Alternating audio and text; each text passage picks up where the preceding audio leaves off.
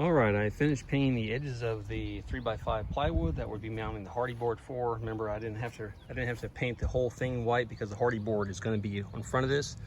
I just wanted to make sure the edges that were exposed in the family room didn't have just a piece of wood showing, but it was white to match the walls. So just going to let this dry, and then we'll be ready to move forward to the next phase.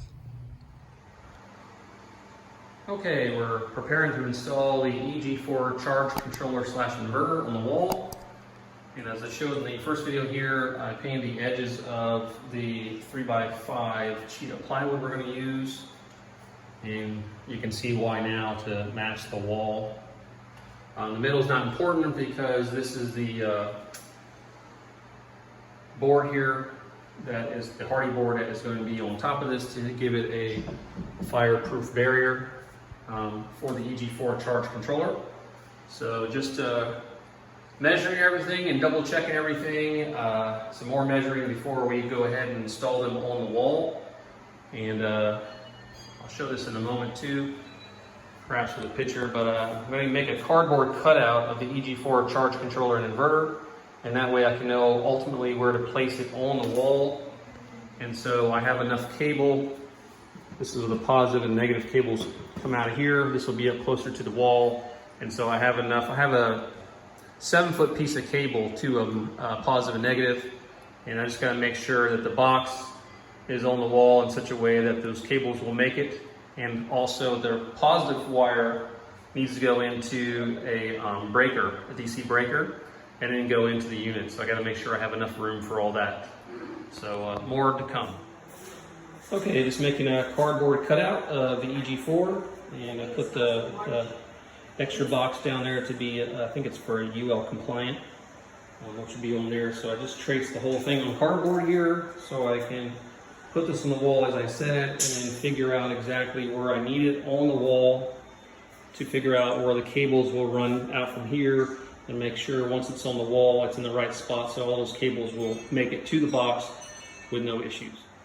Okay, I finished outlining the EG4 charge controller / inverter.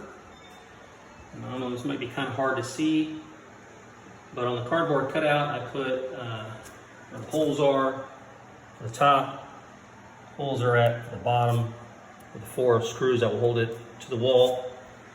I also marked on the side, you can see the center of the DC positive and negative, and then I put so I could center where they were on the cardboard cutout.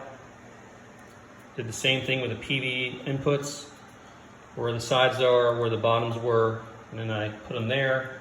Same thing with the AC. AC in and out is here. I did that by marking it on the outside. I took this cover off so I could see those components inside.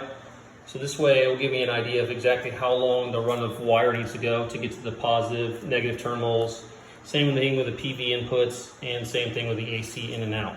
So now I'll cut this cardboard cutout out so I can use it to place it on the wall to see exactly where to position this unit once it's able to be mounted on the wall.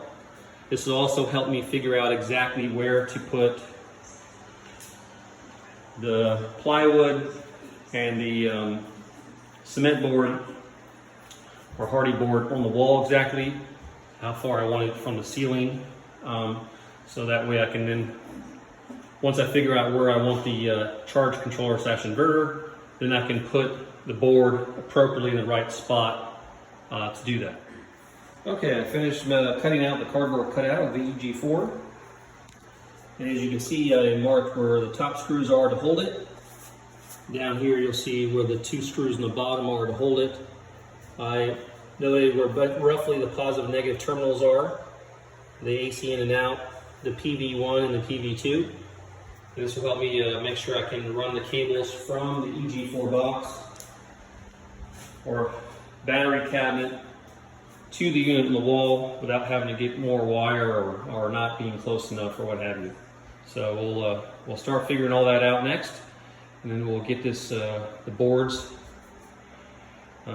the Hardie board and the plywood, which is behind it, mounted on the wall in an appropriate spot, and then we'll mount the EG4 panel. Okay, hopefully you guys can see this. This is the outline of the panel that's going to be on the wall. You can see I marked where the PV inputs will be going in, the AC in, and the DC positive and negative in. So it gives me an idea. So when I run the cables, I'll know exactly how to put them in and make sure they're going to fit, they're going to work. Same with the negative. I also have a circuit breaker, which I put down somewhere. Don't see where it is at the moment. It's going to be a DC breaker in line. So this is the panel. You want a panel like this, and I'll have to put a DC breaker about here. Kind of hard to see, somewhere about here before it goes into the unit. So, here it is. So, it goes on the positive side. So, see there's a positive input. I'll just have to put the DC breaker about here in order to have it have a breaker like it's supposed to have. Okay, preparing to put the 3x5 plywood and the Hardie board here on the wall. I spaced out the screws with a measuring tape. This is 5 feet to figure out exactly where I want the screws, so that way the screws were uniform going up the wall. So when you looked at the wall, it didn't look all weird. You didn't have one higher than the other or lower than the other. So they're all uniform. And I use these little 1-inch screws just to hold the Hardie board in place. And then what I'll do is, as I go through, I'll take it out and I'll put the bolt that's actually going to anchor it to the wall. So again, these are 2x4 studs we're screwing into, and I'm using headlock screws, 4.5-inch screws.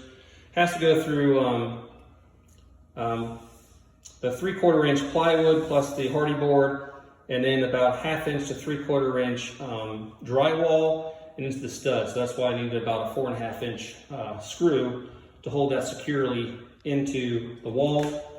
And I really like these headlock screws because it has a really nice head on it, almost like having a washer on it. So when it goes in there, it'll be nice. The black with the gray, I think, will look nice and also should hold it quite well.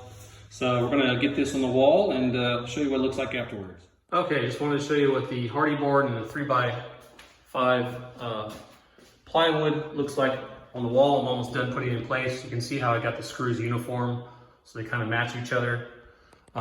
These 1-inch screws came in really handy to hold the Hardie board to the plywood until I was ready to put the bolts in. So as I put the bolts in, I just take these out and I put the bolt in. So that's what I'm doing. Just got a few more to go and I'll be done here, putting the Hardie board and plywood on the wall.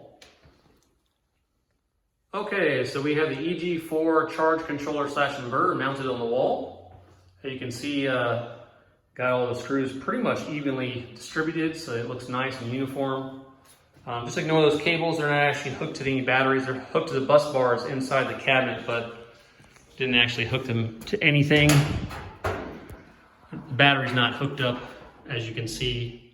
So I just had the cables there so I could make sure that it would get to the unit just fine. So, and you can see again, I painted the edge of that plywood so it matches our wall.